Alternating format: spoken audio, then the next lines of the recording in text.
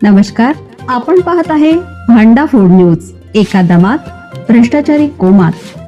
Social media, कर्जबाजारी, गुन्हेगारी, सट्टेबाजी, चोरी, मटका, जुगार, दारू, सावकारशाही, न्यायाच्या प्रतीक्षेत प्रशासन. भांडाफोड न्यूज.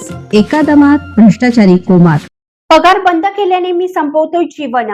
शिक्षकाची 2 पणी सुसाईड नोट लिहून आत्महत्या. श्री गोरकर सर आणि श्री राम शेळके यांनी माझा फेब्रुवारीचा पगार बंद केला, त्यामुळे मी आत्महत्या करण्याचा मार्ग निवडला आहे.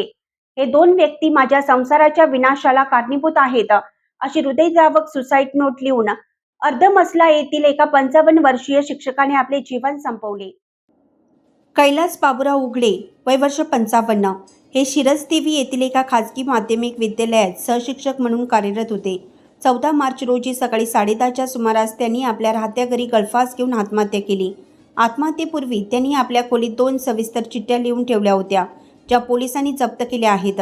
या प्रकरणी मैताचे वडील बाबूराव गोलाजी उघडे यांनी दिलेल्या फिर्यादीवरून तलवाडा पोलिसांनी 17 मार्च रोजी गोरकर आणि श्रीराम शेळके यांच्या विरोधात गुन्हा नोंदवला आहे.